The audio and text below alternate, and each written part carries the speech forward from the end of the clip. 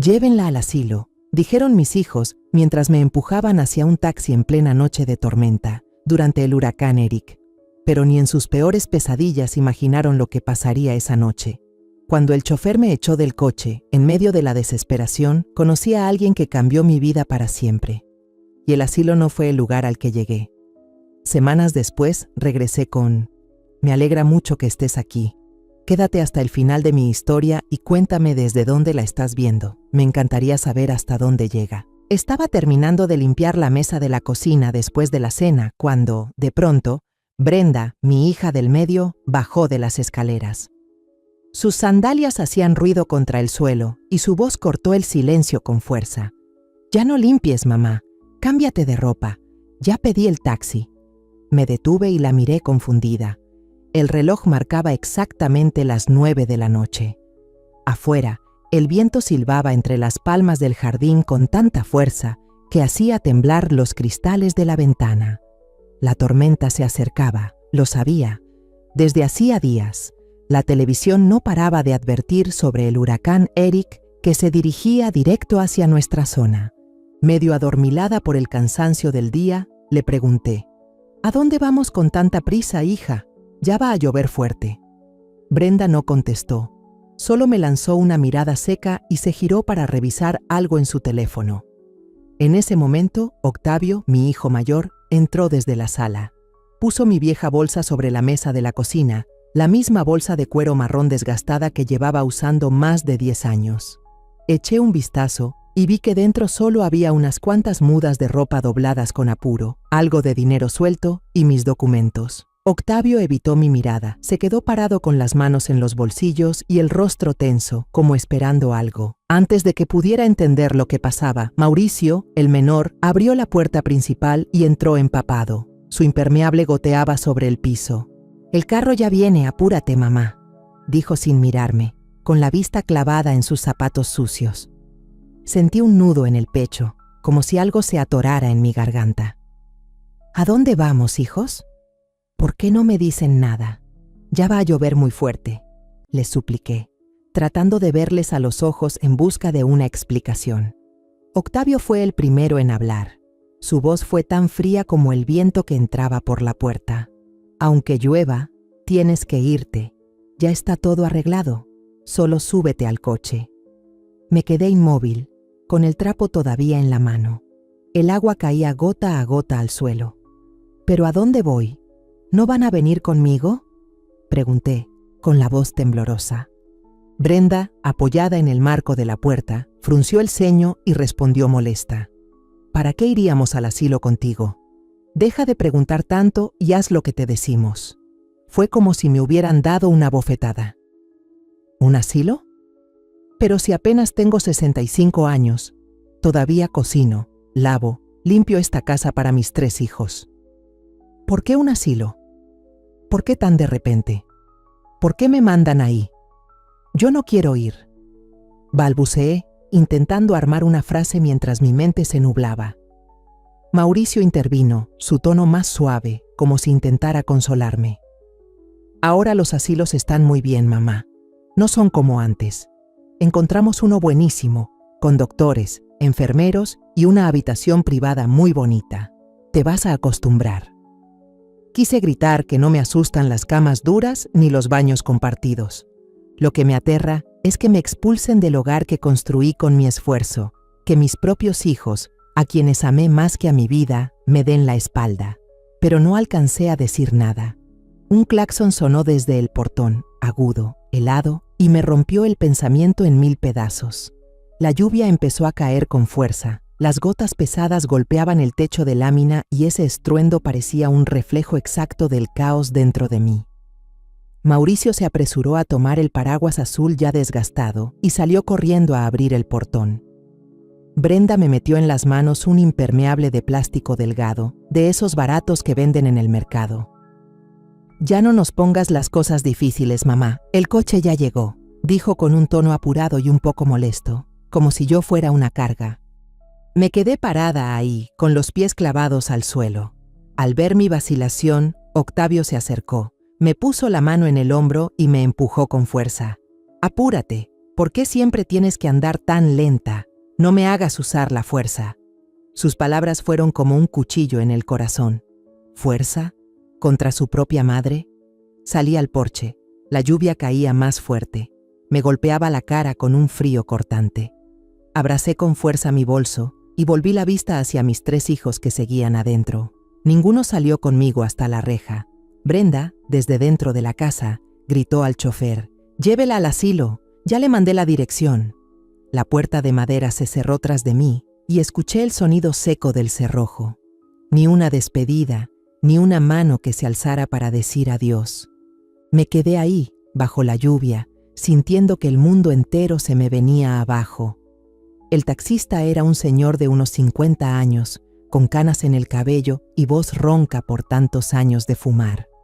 «Pues súbase», dijo, mirándome por el retrovisor. Solo asentí, sin decir palabra, con la garganta hecha un nudo. Subí al coche, me acurruqué en el asiento trasero, abrazando aún el bolso con fuerza. A través del vidrio, las calles familiares del pueblo pasaban borrosas bajo la lluvia. Las luces amarillentas de los postes, la tiendita de Doña Rosa ya cerrada desde temprano. Todo lo conocido de pronto se volvió ajeno, como si ya no perteneciera a ese lugar. El taxi se detuvo cerca de la plaza del pueblo. El conductor volteó con voz apenada. «Por ahí no puede entrar el coche. Allá bajo el techito hay una caseta. Quédese ahí mientras llama a alguien del asilo para que venga por usted. Tengo que dar la vuelta antes de que se inunde». Asentí y bajé. La lluvia me pegaba en la cara y el cuerpo, helándome hasta los huesos. Me puse el impermeable sobre la cabeza y caminé con dificultad hacia la caseta. Las sandalias de plástico resbalaban en las piedras mojadas y casi me caigo varias veces. Al llegar, me dejé caer sobre la banca de cemento helada, con la ropa empapada y el cuerpo temblando. Abrazaba mi bolso con fuerza. El corazón me latía con fuerza, sin saber si era por el frío o por la tristeza. No tenía el número del asilo, no sabía a quién llamar, ni qué iba a pasar después. Solo podía quedarme ahí, en esa caseta diminuta, escuchando la lluvia y el viento, sintiendo que el mundo me había dejado atrás. Entonces apareció una silueta, caminando despacio hacia mí entre la lluvia. Era un hombre alto, con un abrigo grueso y un paraguas en la mano. Se detuvo frente a la caseta y su voz grave y cálida resonó. «¿Está usted bien?». Asentí, intentando voltear la cara, sin querer que nadie me viera en ese estado tan lamentable. Pero él no se fue. Se quitó el abrigo y con suavidad me lo puso sobre los hombros. Su calor me hizo temblar un poco menos. Luego se sentó a mi lado, dejando un espacio entre nosotros, mirando en silencio hacia la calle borrosa por la lluvia. Lo miré de reojo, tratando de distinguir su rostro bajo la tenue luz del farol cercano. El corazón se me detuvo al reconocer sus facciones. Me sobresalté y casi se me cae el bolso. Él me miró y preguntó en voz baja: «¿Así que todavía me reconoce?». Asentí lentamente, con la garganta apretada, sin poder pronunciar palabra. ¿Cómo podría olvidarlo? Cada cosa que me había pasado en la vida la llevaba grabada como si hubiera ocurrido ayer. Todavía recuerdo el día en que mi familia se mudó a aquella casa de ladrillo rosado. Fue en 1989, cuando el cielo del pueblo aún era claro y las cigarras cantaban sin parar cada verano. Jorge, mi esposo, y yo levantamos esa casa con nuestras propias manos. Mezclamos la tierra, colocamos cada ladrillo y vaciamos cubetas de mezcla, todo por un sueño sencillo, un techo para nuestros hijos. En ese entonces, Octavio, el mayor, tenía apenas 12 años, era alto y flacucho, y le encantaba correr detrás de sus amigos jugando fútbol en la calle. Brenda, la segunda, acababa de entrar a primero de primaria, llevaba trenzas y siempre andaba cantando canciones infantiles. Y Mauricio, el más pequeño, apenas empezaba a hablar y pasaba el día pegado a mis piernas pidiendo que lo cargara. Jorge y yo no nos juntamos por un amor a primera vista. Nuestras familias nos emparejaron, decían que éramos compatibles por edad y destino. Yo no me opuse, porque Jorge era amable, trabajador y, lo más importante, responsable. Era albañil, Se levantaba al amanecer, se ponía su sombrero de palma y caminaba por calles de tierra roja hasta la obra. Siempre volvía cubierto de polvo, pero con una sonrisa, preguntándome: ¿los niños se portaron bien hoy, Luz? Vivimos así, de forma sencilla, criando a 3 hijos, y yo sentía que mientras ellos estuvieran sanos, no necesitaba más. Pero en 1998, un accidente en la construcción se lo llevó para siempre. Ese día, yo tenía a Mauricio en brazos, con fiebre tan alta que sentía su respiración débil en mi hombro. Alguien tocó la puerta y me entregó el papel con la noticia de su muerte. Me quedé paralizada, abrazando fuerte a Mauricio. No pude llorar, solo sentí la mente en blanco. El mundo se me vino abajo. Después del funeral, miré a mis 3 hijos. El mayor tenía 21 años y el más pequeño ni siquiera sabía cómo se llamaba su padre. Me prometí que, por difícil que fuera, no dejaría que mis hijos se separaran de su madre. Decidí no dejarlos con nadie. La casa ya no tenía ingresos, solo mis manos. Empecé a coser para los vecinos, desde remendar camisas rotas hasta hacer vestidos de novia. Cada mañana me levantaba a las 4, encendía el fogón de leña y cocinaba arroz blanco con sopa de calabaza. Ponía la sopa en un termo, el arroz en hojas de plátano, y se lo preparaba a Octavio para llevar a la escuela. La escuela quedaba a 3 kilómetros, y yo lo llevaba en bicicleta, con el viento helado pegando en la cara. Al regresar, ayudaba a Brenda a ponerse el uniforme, le peinaba las trenzas y luego me sentaba a coser mientras Mauricio jugaba en el portal. Al mediodía, solo me permitía dormir 30 minutos en una silla de madera, por miedo a no cumplir con los pedidos. Por las noches, trabajaba lavando platos en la fonda de Doña Rosa, a una calle de la casa. Era pesado, el agua me partía las manos, pero con esos 200 euros al mes podía pagar la luz. Y valía la pena. Una vez, Brenda tuvo fiebre por 3 noches seguidas. No tenía dinero para medicinas buenas, así que le ponía toallas húmedas en la frente y me quedaba despierta vigilándola, rogando que se recuperara. Verla tan débil me rompía el alma, pero me decía a mí misma que tenía que ser fuerte, porque si yo caía, ¿quién cuidaría de ellos? Para ganar más, empecé a hacer pasteles para vender en el tianguis del domingo. Me levantaba a las 3 de la mañana, amasaba, batía huevos y horneaba en un viejo horno de barro. Octavio, con solo 14 años, ya me ayudaba a amasar. Tenía fuerza y lo hacía mejor que yo. Brenda acomodaba los pasteles en canastas, contando con cuidado cada pan de plátano, cada bizcocho. Cuando lográbamos vender todo, les daba 5 euros a cada uno. Verlos brincar de alegría y abrazar esas moneditas como si fueran tesoros me llenaba el corazón. Una vez, Mauricio, con solo 5 años, usó su moneda para comprar un dulce en la tienda y lo partió a la mitad para compartir con Brenda. Los dos masticaban el caramelo, riendo sin parar, y en ese momento se me olvidó todo el cansancio. Cada vez que era el cumpleaños de mis hijos, no tenía dinero para comprar regalos caros. Recortaba cartón en forma de estrella o corazón y les pegaba listones viejos para decorarlos. Un año hice una corona de papel para Brenda. Le encantó tanto que la usó durante todo un mes, presumiéndola a todos. Mi mamá la hizo para mí. Al ver su sonrisa, sentí que todo el esfuerzo valía la pena. Nunca pensaba en mí.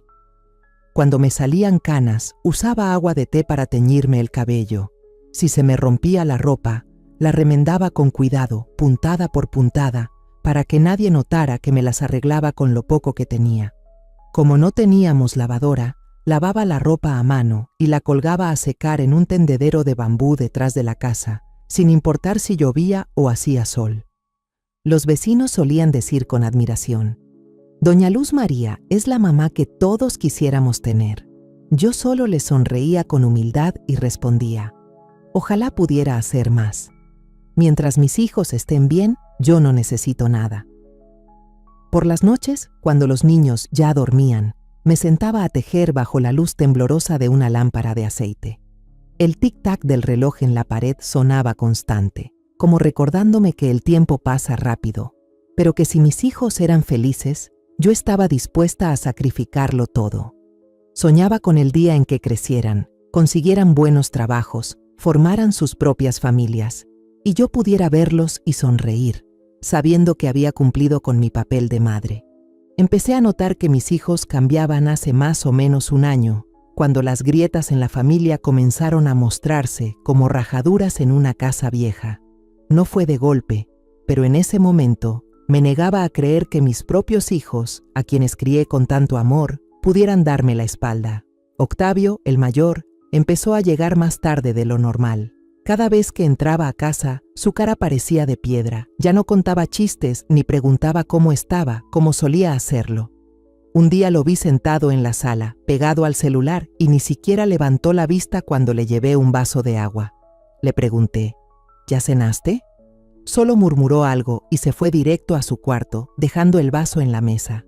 Me quedé ahí, mirando su espalda, sintiendo que entre él y yo se había levantado una pared invisible. Brenda era distinta. No se volvió callada, sino irritable. Cada cosa que yo hacía en la casa, desde barrer el patio hasta limpiar las ventanas, ella encontraba cómo criticarla.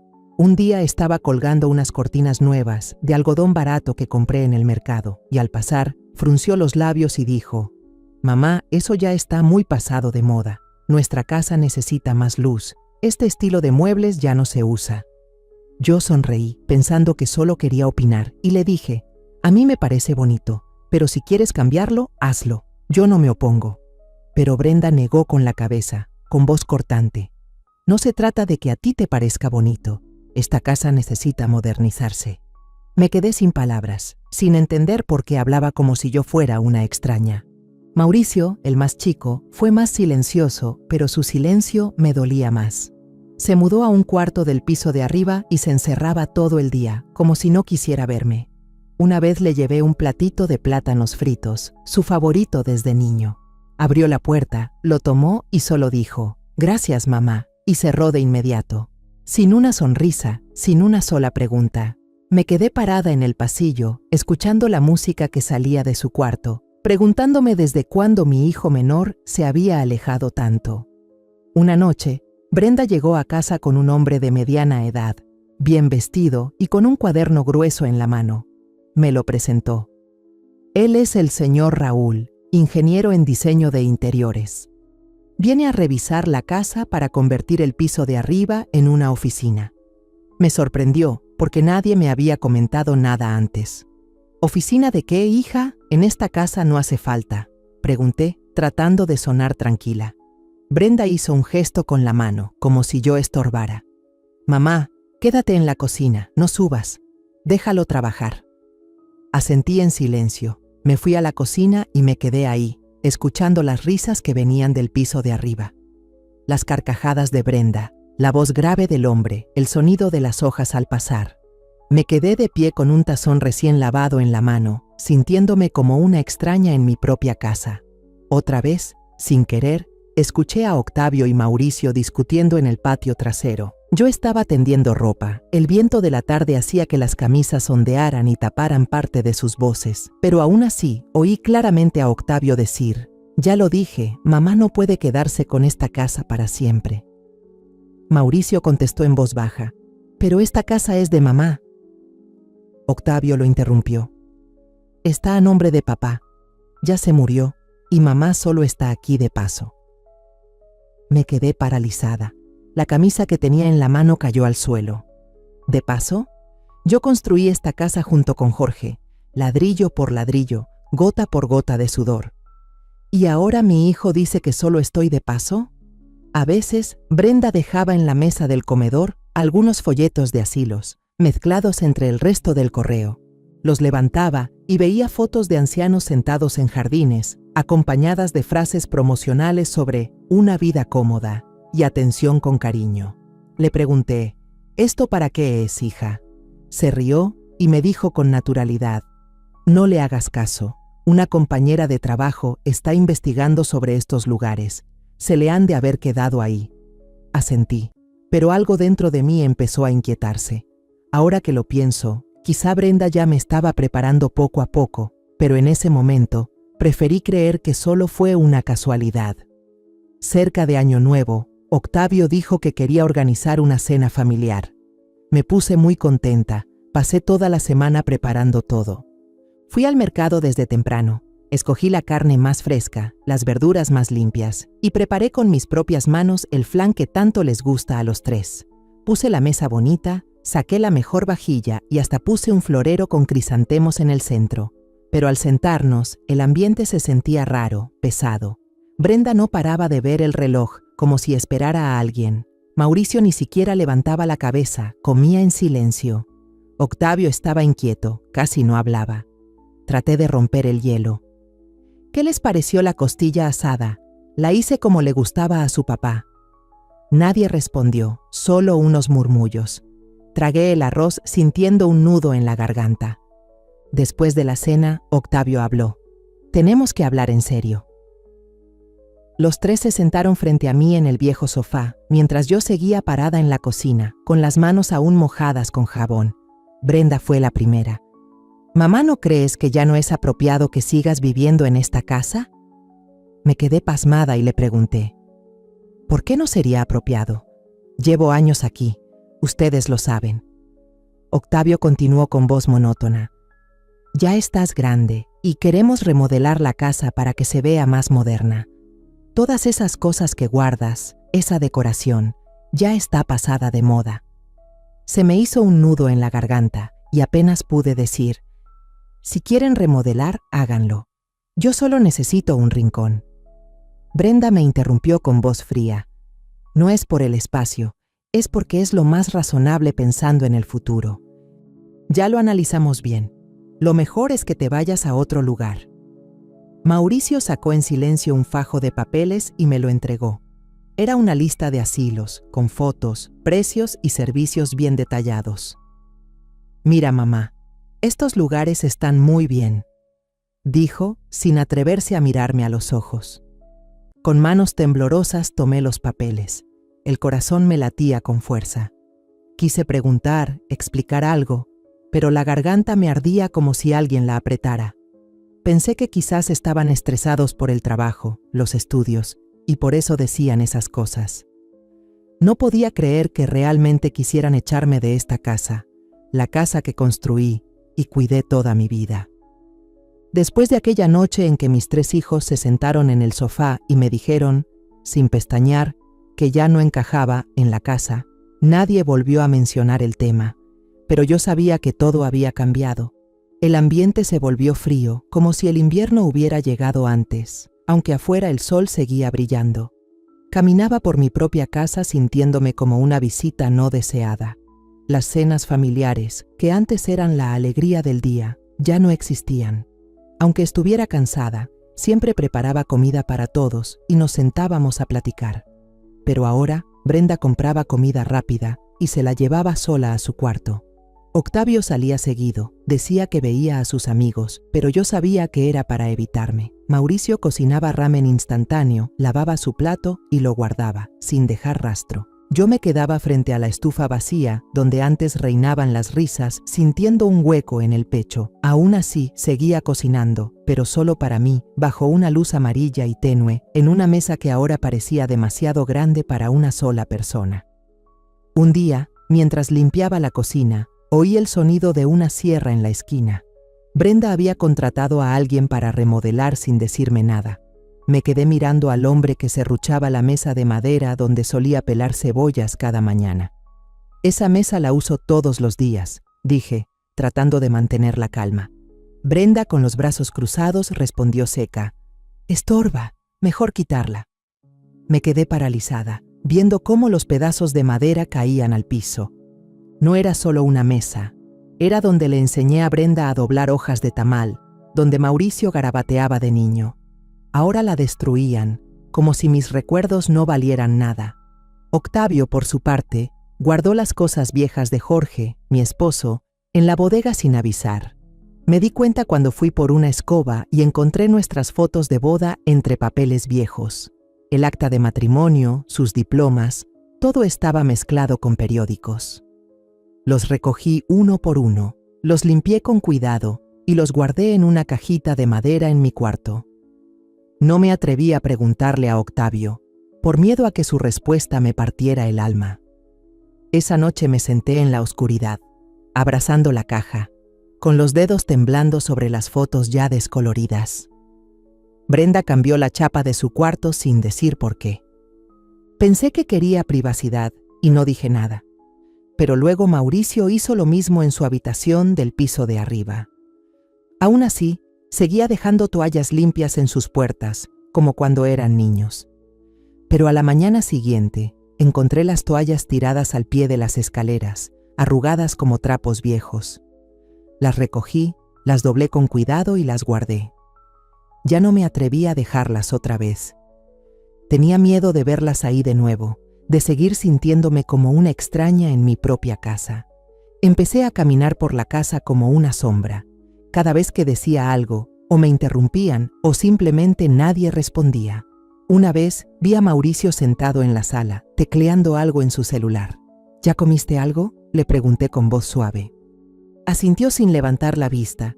Luego se levantó y pasó junto a mí como si fuera una desconocida. Me quedé ahí, con la cuchara de madera en la mano, sintiendo que el mundo entero me daba la espalda. Una mañana hice pan de plátano, ese que antes les encantaba a mis hijos.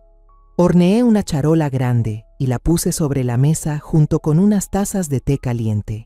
Tenía la esperanza, aunque fuera mínima, de que el aroma del pan los atrajera como en los viejos tiempos. Pero llegó la noche, el pan estaba duro, el té frío. Nadie tocó nada. Lo recogí todo y lo tiré al bote de basura, con las manos temblando. No lloré, pero sentí el corazón apretado, como si alguien lo estuviera estrujando. Me pregunté cuándo mis hijos se volvieron tan distantes. ¿Desde cuándo me volví una extraña en mi propia casa? Un día, escuché por casualidad a Brenda hablando por teléfono desde el otro lado de la puerta entreabierta de su cuarto. Su voz sonaba clara, sin pena. Mi mamá todavía no se quiere ir. Es increíble lo terca que es. No entiendo, esta casa era de mi papá. Cuando murió, ni siquiera dejó testamento. Me quedé afuera, con el corazón latiendo con fuerza. Luego Brenda siguió. Sí, también estamos pensando en vender la casa. Si la arreglamos, seguro vale más de 500,000 euros. Me di la vuelta y caminé hacia mi cuarto, con los pies pesados como si llevara piedras. ¿Vender la casa? ¿La casa que Jorge y yo construimos con tanto esfuerzo, donde crié a mis 3 hijos? No podía creer que esas palabras salieran de la boca de mi hija. Cada día me sentía más como una inquilina temporal en mi propio hogar. Nadie me preguntaba nada. Nadie decía buenos días ni se despedía al salir. Empecé a acostarme temprano, no por cansancio, sino porque no quería escuchar a mis hijos hablando entre ellos, en conversaciones donde ya no había lugar para mí. Me quedaba acostada, escuchando los pasos de Brenda en el piso de arriba, el portazo de Octavio, la música que salía del cuarto de Mauricio. Cada sonido era un recordatorio de que ya no pertenecía a ese lugar. Y entonces llegó el día que más temía. Una noche, Brenda entró a la cocina con el celular en la mano y dijo, sin rodeos: «Mamá, cámbiate, ya pedí el taxi». Me quedé helada, mirándola, esperando que fuera una broma, pero su mirada era fría, sin un atisbo de duda. Supe entonces que todo ya estaba planeado. Me fui de la casa bajo una lluvia intensa, sin una sola despedida, como si fuera basura que nadie necesitaba. Ese recuerdo se rompió de golpe cuando la voz del hombre a mi lado, bajo aquel techo de lámina en medio de la lluvia, me trajo de vuelta al presente. «Luz, Luz, ¿está bien?». Me sobresalté, lo miré y sonreí débilmente. «Estoy bien». Sentada bajo ese techo frío, con la lluvia mojándome los pies, jamás imaginé que volvería a ver a Eliseo, el hombre que alguna vez fue parte de mi juventud. Cuando me preguntó, ¿entonces sí me reconoció?, solo asentí, con la voz atrapada en la garganta. Eliseo, mi compañero de la escuela del pueblo de Santa María, el que una vez me tomó de la mano mientras caminábamos entre campos llenos de flores silvestres, estaba ahora frente a mí, con el cabello ya canoso. Tuvimos momentos hermosos, pero luego cada quien siguió su camino. Yo me casé con Jorge porque mis padres lo decidieron, y Eliseo se fue al servicio militar y después trabajó en el ámbito legal. Y sin embargo, en esta noche de lluvia, apareció como un milagro en medio de mi desesperación. Eliseo no hizo muchas preguntas, solo dijo: «Con esta tormenta, usted no puede quedarse aquí. ¿Por qué no viene a mi casa a descansar un rato? Tengo un lugar donde resguardarse, no se preocupe». Me llevó a una pequeña cabaña de madera en la ladera, a unos 15 minutos caminando desde la plaza del pueblo. El camino estaba resbaloso por la lluvia, pero él caminaba despacio, sosteniendo el paraguas sobre mí, aunque su propio hombro se empapaba.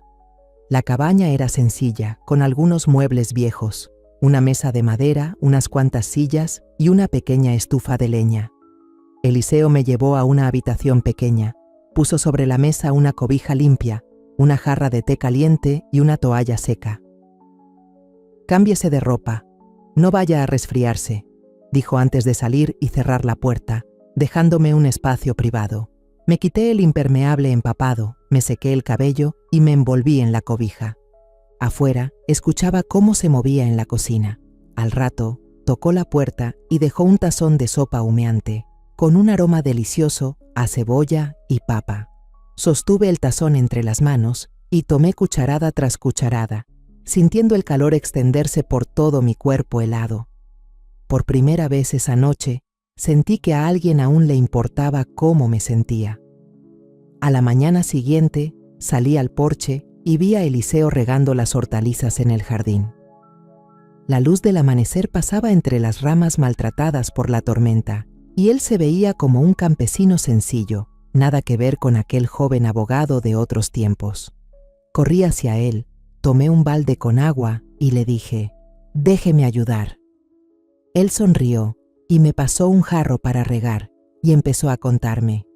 Me dijo que después de que su esposa murió por una enfermedad hace unos años, dejó la ciudad y vino a vivir en paz aquí. «Quiero una vida sencilla, sembrar, cuidar gallinas, ya no quiero saber nada del bullicio», dijo mientras señalaba su huerto verde. Me contó que el día anterior bajó al pueblo por unas compras, pero se perdió un poco y eso lo retrasó. Al regresar me vio acurrucada bajo el kiosco. «Te reconocí en cuanto te vi, Luz, aunque hayan pasado décadas». Me senté junto al huerto y le conté mi historia. No oculté nada. Cómo mis hijos me echaron de la casa y cómo pasé la noche bajo la lluvia. Eliseo me escuchó sin interrumpir, solo asentía con los ojos llenos de comprensión. En los días siguientes me cuidó con mucha atención, siempre guardando una distancia respetuosa. Me dejaba cocinar si quería, me llevó al arroyo cercano para sacar agua, me enseñó a encender brasas para calentarme. Cada mañana dejaba notas pequeñas en la mesa. «La manzanilla está en el refrigerador, prepárese un té». «Oh, hoy hay neblina, no salga al jardín tan temprano». Esas frases cortas me aliviaban, me hacían sentir que ya no estaba sola. Una tarde fresca, mientras ordenaba mis cosas en un bolso viejo, encontré un pequeño fajo de papeles, ya amarillentos. Eran documentos que Jorge había dejado. Los tomé y le dije a Eliseo, que estaba sentado cerca: «Son cosas de mi esposo, me los traje por apego, pero no sé si tienen algún valor». Él los miró con atención, se puso los lentes y leyó cada hoja con cuidado. «Parece una copia del testamento», dijo con voz seria. Me señaló un párrafo escrito a mano y explicó: «La casa donde vivía con sus hijos está claramente a su nombre, según el testamento legal de su esposo». Me quedé helada, negando con la cabeza. No lo sabía. Siempre creí que esa casa era de mis hijos. Eliseo me miró con seriedad. «Usted no se quedó sin nada, Luz. Sus hijos la echaron de lo que en realidad era suyo». Sus palabras me despertaron. Recordé las veces que Octavio decía que yo solo estaba de paso. Los comentarios de Brenda sobre vender la casa. Resulta que había vivido en la confusión, permitiendo que mis hijos manipularan el lugar que siempre fue mi hogar. Eliseo me aconsejó guardar bien el expediente y me propuso llevarme con un abogado para verificar su validez legal. «Necesita saber bien cuáles son sus derechos», dijo. Antes de irse, señaló el jardín frente a la casa, donde unas flores silvestres empezaban a florecer. «Quédese aquí por ahora. De todos modos, necesita un lugar donde estar y tiempo para recuperar fuerzas». Lo miré, le sonreí y le agradecí de todo corazón. Por primera vez en días, sentí una pequeña llama dentro de mí, no de rabia, sino de deseo por recuperar lo que me pertenece. Sabía que el camino no sería fácil, pero al menos ya no estaba sola. A la mañana siguiente, me desperté con los primeros rayos del sol filtrándose por la rendija de la puerta de madera en casa de Eliseo. Preparé una taza de té de manzanilla, me senté en el porche y miré las nubes flotar sobre la cima de la colina. Hoy iba a ver al abogado Ricardo, amigo cercano de Eliseo, para aclarar el asunto del testamento. Con cuidado envolví los papeles viejos en un pañuelo limpio, los metí en mi bolso, con el corazón agitado y una sensación extraña. Durante años pensé que la casa era de mis hijos, y ahora me daba cuenta de que había estado equivocada. Eliseo conducía su camioneta vieja mientras me llevaba al pueblo. En el camino, me miró de reojo y preguntó: ¿Está bien, Luz? ¿Quiere que me quede mientras habla con Ricardo? Negué con la cabeza y le sonreí. Gracias, pero quiero hacerlo por mi cuenta. Él asintió sin decir más. La oficina de Ricardo estaba en un callejón pequeño, con paredes blancas y ventanitas con macetas de cactus diminutos. Ricardo, un hombre de unos 60 años con cabello entrecano, nos recibió con una sonrisa amable. Luz María, pase. Eliseo ya me contó un poco, dijo, señalando una silla tapizada frente a su escritorio. Me senté, puse el bolso en mi regazo y saqué el expediente. Estos son los papeles que dejó mi esposo. No sé si todavía tienen algún valor, dije, empujando el sobre hacia Ricardo. Él lo tomó, revisó página por página, entrecerrando los ojos detrás de sus lentes. Después de un momento, levantó la mirada y empujó los lentes sobre su frente. Luz, este testamento es válido. La casa está a su nombre, según la voluntad de su esposo, don Jorge. Sus hijos no tienen ningún derecho sobre esta propiedad, a menos que usted lo autorice por escrito. Me quedé inmóvil, apretando fuerte las asas del bolso. ¿Está diciendo que la casa es mía? ¿Completamente mía? Ricardo asintió con firmeza. Así es, no solo la casa, también el terreno alrededor. Este testamento está debidamente notariado desde 1998, justo antes de que don Jorge falleciera. Recordé las palabras de Octavio. Mamá solo está de paso. Recordé a Brenda hablando de vender la casa, a Mauricio asintiendo en silencio. Resulta que me manipularon, me sacaron de lo que era mío. Ricardo continuó. El hecho de que sus hijos la hayan echado es ilegal. No tienen derecho a remodelar, hipotecar ni vender la casa. Usted puede demandar si quiere. Yo puedo ayudarla a iniciar el proceso. Negué con la cabeza, con voz baja pero firme. No, no quiero demandar. Solo quiero vender la casa. Ricardo arqueó las cejas y me miró. ¿Está segura? Es un bien importante. Puede conservarlo o recuperar su uso. Respiré hondo y respondí. Estoy segura. Esa casa ahora solo es un recuerdo. No quiero volver. Eliseo, sentado al lado, intervino. Si Luz ya decidió, ayúdela, Ricardo. ¿Cómo podemos hacer que todo sea rápido? Ricardo asintió y sacó un papel del cajón. Muy bien. Luz, necesito que firme un poder para que yo pueda representar su caso ante las autoridades y hacer los trámites de la venta. ¿Tiene alguna condición para vender? Pensé un momento y luego dije, quiero vender rápido y no quiero que mis hijos sepan dónde estoy. Ricardo anotó, con voz serena. Entendido. Buscaré un comprador y aseguraré que su información se mantenga en reserva. Tomé la pluma y firmé el poder notarial, sintiendo como si me hubiera quitado un euro enorme de encima. De camino a casa, Eliseo preguntó, ¿estás segura de esta decisión, Luz? Vender una casa no es poca cosa. Miré por la ventana. Las colinas verdes pasaban lentamente. Segura, Eliseo. No quiero conservar nada que mis hijos usaron para herirme. Él asintió con la cabeza sin decir más, solo encendió la radio, dejando que una canción folclórica sonara suavemente. Al llegar a la cabaña, abrí la vieja caja de madera que siempre llevaba conmigo. Dentro estaban los retazos de tela que usé para coser ropa a mis hijos, un pedazo del vestido rosa que Brenda usaba cuando tenía 6 años, una camisita diminuta de Mauricio, un pañuelo que bordé para Octavio. Tomé cada uno en mis manos, recordando las noches en vela frente a la máquina de coser, las risas de ellos al recibir ropa nueva. Pero ahora, esos trozos de tela solo traían dolor. Los recogí todos, fui a la estufa de leña y encendí fuego. Las llamas se alzaron, devorando cada pedazo. «Adiós», susurré, viendo el humo elevarse al cielo. A la mañana siguiente, bajé caminando a la oficina de correos al pie de la colina. Escribí una carta breve. La envié a Ricardo para confirmar la venta de la casa y reiterar mi pedido de no revelar dónde estoy. Eliseo me acompañó, sosteniendo un paraguas para cubrirme de la llovizna. «Hiciste lo correcto, Luz», me dijo mientras regresábamos. «Gracias, Eliseo», respondí, sintiendo una paz como hacía años no sentía. Unas semanas después, Ricardo me llamó. «Luz, el trato está cerrado. Los compradores son una pareja mayor de Guadalajara. Recibirán la casa en 15 días. El dinero ya fue depositado en tu cuenta». Le pregunté, «¿Ya notificaste a mis hijos?» Ricardo contestó, «Sí, les envié cartas a cada uno, como me pediste. Sin mensajes, sin explicaciones, solo el aviso de que la casa fue vendida». Asentí con la cabeza, aunque él no podía verme.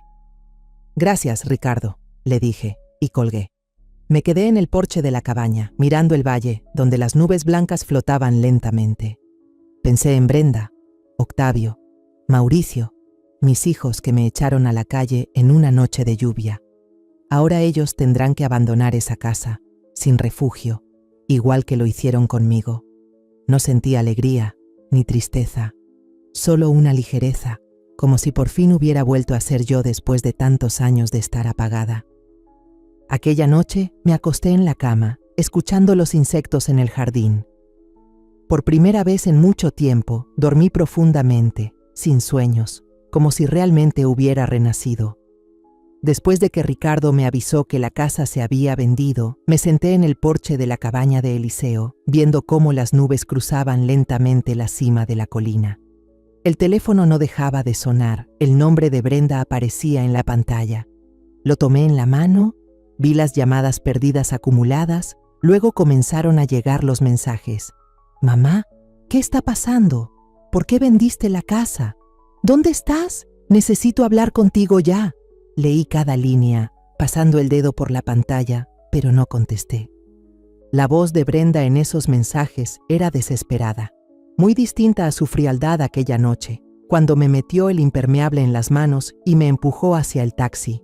Al día siguiente, Alma, mi antigua vecina que vivía frente a la casa de ladrillo rosa, me escribió. «Luz, tus hijos hicieron un escándalo ayer», decía su mensaje. «Octavio fue a la oficina del abogado como loco. Parecía que iba a romper todo. La llamé para que me contara mejor. Golpeó la mesa, gritó al abogado, me dijo emocionada. Lo supe por alguien que trabaja allí. Octavio gritó, «Soy su hijo. Mi madre no puede vender la casa sin consultarnos. ¿Cómo se atrevió a hacer eso?» Alma hizo una pausa, luego agregó, «Pero el abogado, ay, ese señor estaba tranquilísimo. Solo dijo, usted no tiene derecho a reclamar nada de esta propiedad. Todos los papeles están en regla». Octavio se quedó helado, con la cara roja, y se fue sin decir una palabra más. La hermana Alma siguió contando sobre Mauricio. El menor fue a ver al abogado la tarde siguiente, con los ojos hinchados y la voz temblorosa. Dijo, le suplicó, «Tío Ricardo, solo quiero quedarme con el cuarto del ático. No tengo a dónde ir. Por favor, ayúdeme». Me imaginé a Mauricio parado ahí, con los hombros caídos y el cuerpo frágil. Alma dijo que Ricardo guardó silencio un momento y luego le respondió, «Señor Mauricio, lo lamento. La casa ya fue vendida. El nuevo dueño decide todo ahora, no yo. Le aconsejo buscar alojamiento cuanto antes». Mauricio bajó la cabeza, se limpió las lágrimas y salió de la oficina en silencio, con pasos tan pesados como si arrastrara el mundo entero. Alma agregó que los 3 hijos debían desalojar la casa antes del plazo de 15 días. Se pusieron a pelear en el patio de la casa vieja, Luz, escribió. Brenda le gritó a Octavio, «Tú dijiste que mamá aceptaría, ahora todos nos quedamos sin casa, ¿Y ahora qué? Octavio le gritó de vuelta. ¿Yo qué iba a saber? Fuiste tú la que la convenció de irse al asilo, ¿y ahora me echas la culpa a mí? Contó que Mauricio solo se quedó en una esquina, cargando cosas al auto sin decir nada. Los vecinos estaban en la calle mirando, murmurando, pero nadie se metió. Escribió: me dieron lástima, pero al recordar lo que le hicieron a usted, sentí que usted hizo lo correcto, Luz. Esa tarde me senté con Eliseo sobre una roca grande en la colina, mirando el pueblo a lo lejos, donde las luces empezaban a parpadear en el crepúsculo. Él preparó una jarra de cacao caliente y me sirvió una taza. El aroma dulce me recordó las tardes horneando para mis hijos. ¿Se siente más tranquila, Luz?, preguntó Eliseo con su voz cálida, mientras sostenía su taza humeante. Tomé un sorbo, el vapor calentó mis manos frías. No del todo, Eliseo, respondí, mirando hacia el valle, pero siento que así, como han salido las cosas, es lo correcto. No quiero llamarlo venganza, es solo recuperar lo que me pertenece. Él asintió con una leve sonrisa. Usted es más fuerte de lo que cree, Luz. No cualquiera se atreve a soltar así. Le devolví la sonrisa sin decir nada, solo sintiendo cómo crecía la paz dentro de mí. ¿Alguna vez ha pensado en perdonar a alguien que lo lastimó?, le pregunté. Eliseo miró al horizonte y dijo con voz profunda: perdonar es fácil, Luz. Olvidar es lo difícil. No tiene que olvidar, solo seguir adelante por usted misma. Esa noche volví a mi cuarto en casa de Eliseo. Abrí mi maleta, saqué cada cosa y las ordené con cuidado en el estante de madera. Ya no tenía telas viejas ni recuerdos de mis hijos. Solo conservé un pañuelo que Jorge me regaló, el único objeto que quise llevar conmigo. Lo doblé con esmero, lo puse en una esquina del estante y cerré la maleta. Me senté en la silla junto a la ventana, mirando el jardín oscuro, iluminado solo por la tenue luz de una lámpara de aceite. El canto de los insectos en el jardín sonaba como una canción de cuna, suave pero llena de vida. Pensé en Brenda, Octavio, Mauricio, los hijos que una vez me echaron a la calle. Ahora eran ellos quienes enfrentaban las consecuencias, como yo enfrenté aquella noche fría y lluviosa. No me alegré de que perdieran su casa, ni me entristeció que discutieran. Solo sentí alivio por haber recuperado mi voz, por ya no ser esa madre que se resignaba en silencio detrás de sus hijos. Una mañana, mientras barría el porche de madera en casa de Eliseo, sentí el celular vibrar en el bolsillo, lo saqué y vi el nombre de Ricardo en la pantalla. Luz, tengo noticias sobre Brenda, dijo apenas contesté. Su empresa descubrió que usó la dirección de la casa de ladrillos rosas para tramitar un préstamo, aunque la casa no era suya. La despidieron de inmediato por fraude. Hizo una pausa y agregó: ahora sus colegas la evitan. Algunos amigos también cortaron contacto. Me quedé en el porche, con la escoba en la mano, mientras el viento hacía crujir las hojas secas. Gracias por decírmelo, Ricardo. Respondí con voz serena y colgué. Volví a barrer el porche, con una pequeña punzada en el pecho, pero sin dejar que eso me arrastrara de nuevo al pasado. Unos días después, el teléfono volvió a vibrar. Un mensaje de voz de Octavio. Lo escuché, su voz sonaba ronca, como si hubiera estado bebiendo toda la noche. Mamá, me equivoqué. No sabía que todo terminaría así. Mamá, lo siento. Lo escuché una y otra vez, pero no llamé de vuelta. Luego, Alma me mandó un mensaje. Luz. La novia de Octavio lo dejó. Escuchó a los vecinos contar cómo él la echó y dijo que no podía estar con alguien tan cruel. Leí el mensaje, imaginando a Octavio sentado en algún rincón, cabizbajo, borracho con una botella de licor fuerte al lado, pero solo dejé el teléfono a un lado y seguí doblando las toallas limpias para Eliseo. Alma también me contó sobre Mauricio. El niño dejó la escuela, Luz, escribió. Sus compañeros se burlan de él, lo llaman el que echó a su mamá en plena noche. Mi sobrina va en su clase y me dijo que la maestra lo llamó al frente y le dijo: Mauricio, la verdadera gratitud no está solo en los libros. Hay que ponerla en práctica, pero tú no lo hiciste. Leí el mensaje, imaginando a Mauricio frente a la profesora, con los hombros caídos y los ojos llorosos. Yo lo había abrazado durante sus fiebres, le contaba cuentos para dormir, pero ahora simplemente guardé el teléfono sin responder. Una tarde, mientras limpiaba las ventanas en casa de Eliseo, los perros comenzaron a ladrar con fuerza junto a la reja. Eliseo fue a abrir y luego me llamó. «Luz, hay alguien que la busca». Dejé el trapo y salí al porche. Ahí estaban mis 3 hijos, parados frente al portón. Brenda llevaba un suéter viejo, el cabello hecho un desastre. Octavio estaba al lado, con las manos en los bolsillos y el rostro demacrado. Mauricio estaba detrás, con los ojos rojos y los hombros mojados por la llovizna. Brenda miró a Eliseo y murmuró: «¿Y este señor quién es?». Salí y me paré frente a ellos, sin sonreír, sin saludar.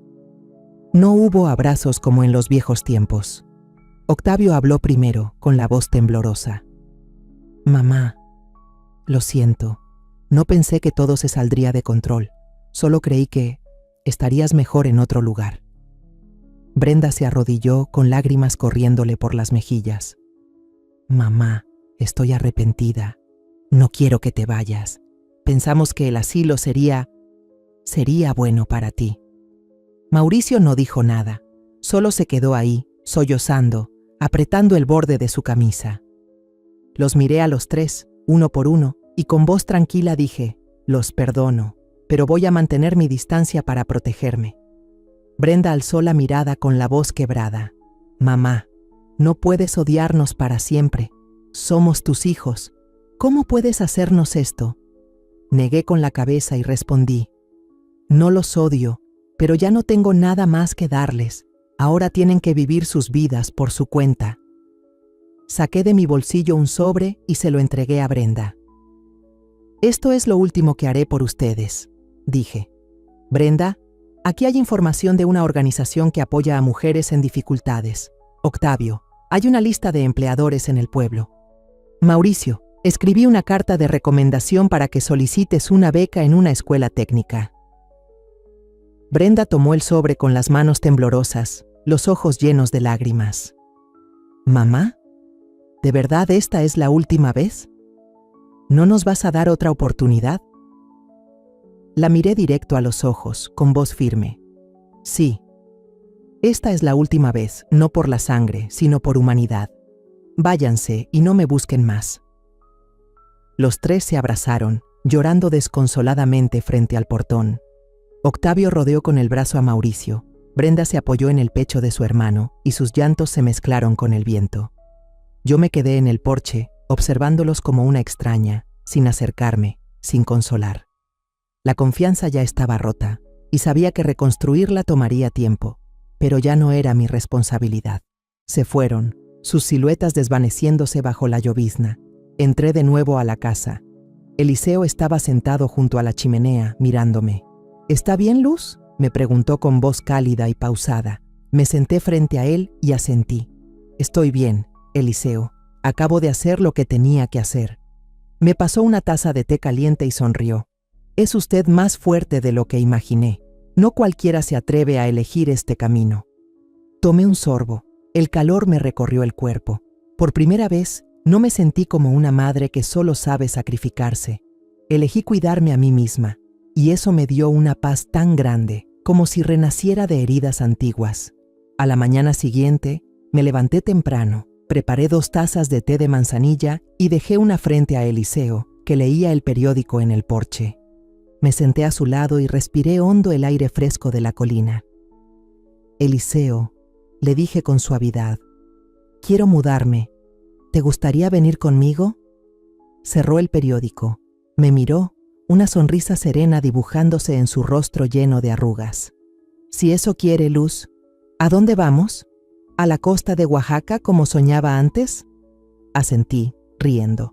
«Sí, quiero escuchar las olas, vivir en un lugar que no me recuerde el pasado». Él asintió y bebió un sorbo de té. «Entonces vamos, yo le ayudo a organizar todo». Empezamos a prepararnos. Compré una casita de techo rojo junto al mar en Oaxaca, con el dinero de la venta de la antigua casa de ladrillo rosado. Todo lo que llevé cabía en una pequeña maleta, algo de ropa, un pañuelo de Jorge y un cuaderno viejo.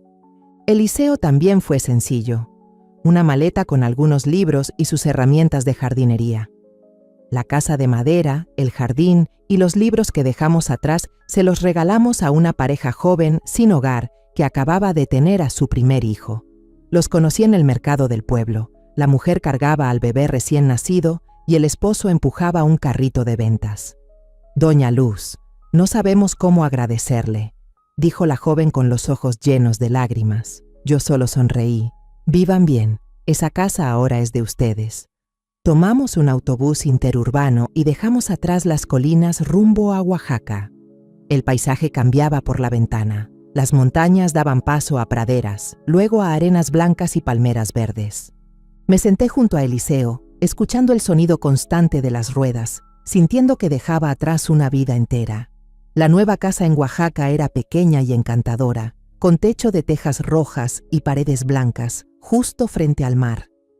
Cada mañana escuchaba el romper de las olas, el aroma salado mezclado con el aire fresco. Empecé un ritmo de vida completamente nuevo. Caminaba descalza por la playa cada mañana, sintiendo la arena fría. Al mediodía, colgaba camisas blancas en el tendedero del patio y las veía ondear al sol. Por las tardes recogía conchas, las lavaba y formaba guirnaldas para colgar en las ventanas. Por la noche, Eliseo y yo leíamos juntos en el porche a la luz de una lámpara de aceite, con las olas de fondo como canción de cuna.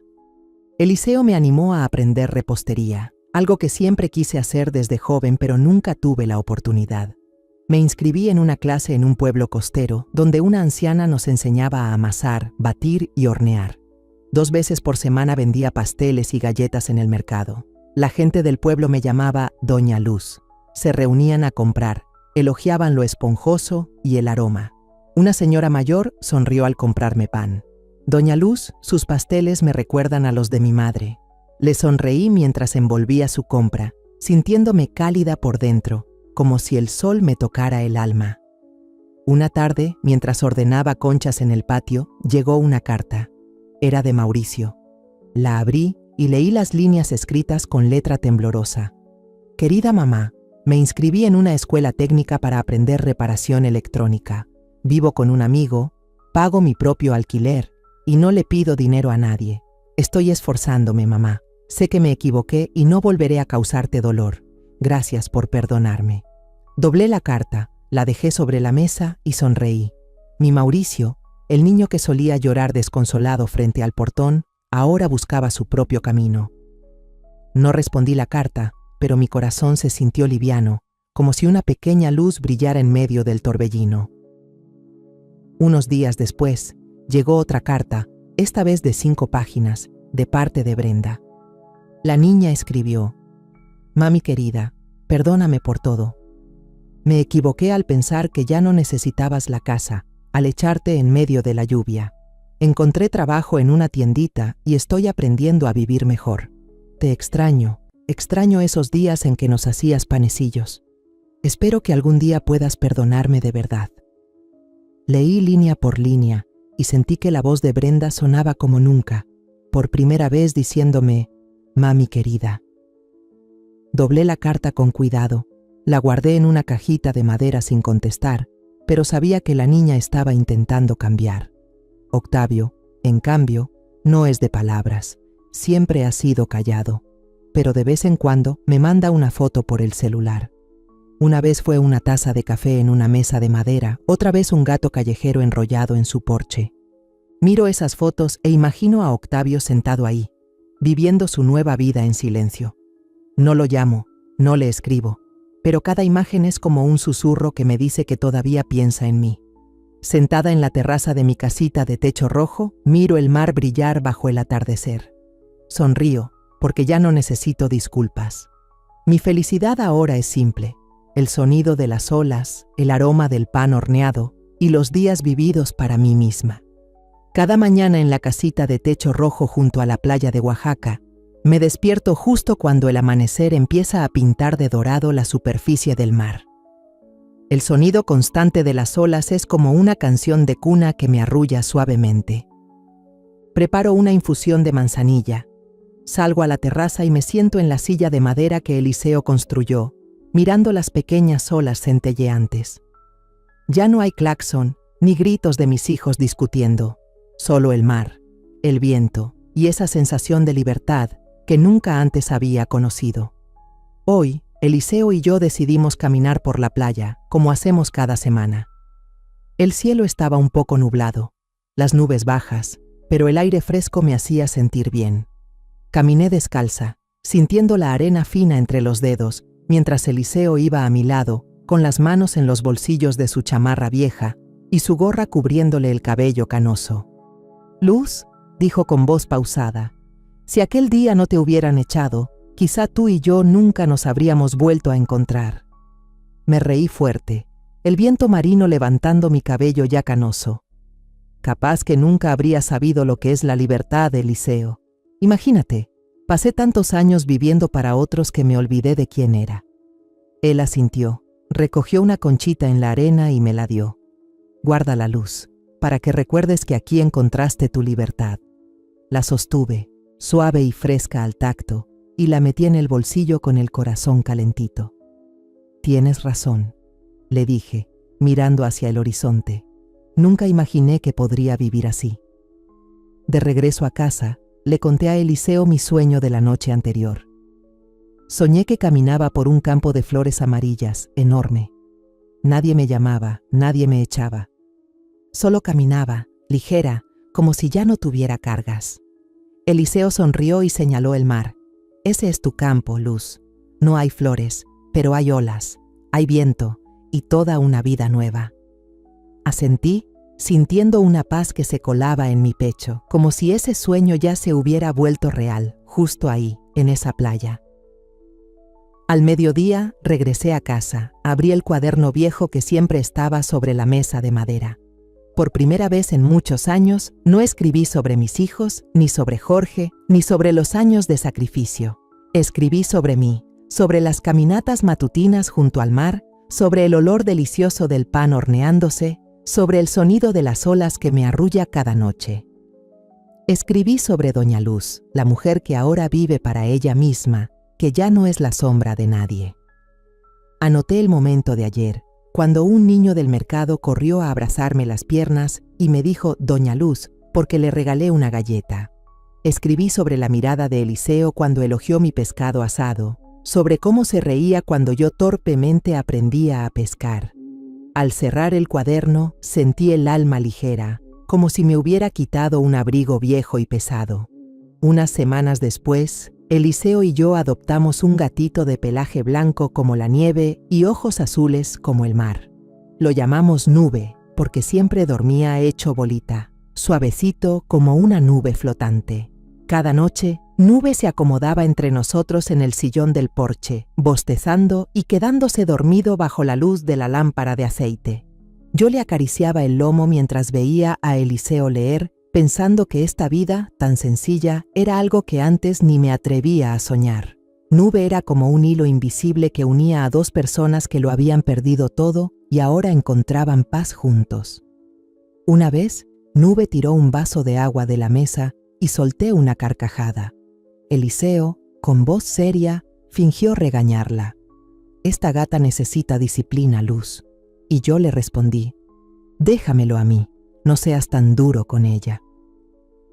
Nos reímos fuerte, y nuestras risas se mezclaron con el sonido de las olas, haciendo aún más cálida nuestra casa de techo rojo.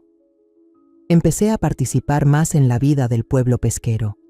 Además de vender galletas en el mercado, me uní a un grupo de mujeres del pueblo que tejían bufandas con hilo de algodón natural.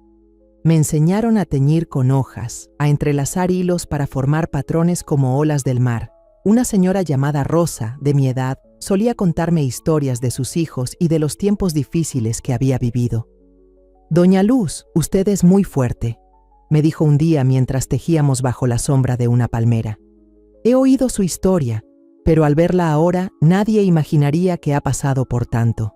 Sonreí y le contesté: «Doña Rosa, Todas pasamos momentos duros, pero lo importante es cómo decidimos seguir viviendo. Ella asintió y me entregó un ovillo de hilo azul marino, diciéndome: teje esta bufanda y regálasela a alguien especial. Pensé enseguida en Eliseo y empecé a tejer punto por punto, como si tejiera también mi gratitud. Una mañana, mientras ponía a secar unas galletas recién horneadas para llevar al mercado, vi una silueta cerca de las palmas, no muy lejos de la casa. Era Brenda. Llevaba un suéter delgado, un canasto de frutas en la mano, mirando la casa de techo rojo sin acercarse. Me detuve y la observé desde la ventana. La vi dejar el canasto frente al portón y marcharse. Salí a recogerlo y dentro había una nota doblada. Mamá, gracias por perdonarnos y darnos otra oportunidad. Cuídate mucho. La próxima vez vendré con Octavio y Mauricio. La leí, la guardé en el bolsillo y no salí a buscarla ni la llamé. Llevé el canasto a la cocina, tomé un mango bien maduro, lo pelé y lo puse en un plato. Eliseo entró, vio el plato y sonrió. ¿Quién dejó este regalo? Se ve buenísimo. Le pasé el plato. Lo dejó Brenda. Pruébalo, seguro está dulce. Probó un pedazo, asintiendo. Justo en su punto. Tu hija sabe elegir frutas, Luz. Sonreí y me senté a comer con él, mientras el mar golpeaba suavemente a lo lejos. No pensé mucho en Brenda ni en la próxima visita. Solo sabía que en ese momento estaba viva, y eso era suficiente para sentirme feliz. Esa tarde salí a la playa con una ramita y escribí mi nombre en la arena. Luz María. El viento soplaba fuerte, las olas subieron y borraron el trazo. Vi mis huellas desaparecer también. Me quedé allí de pie, sonreí y me di la vuelta para regresar a casa.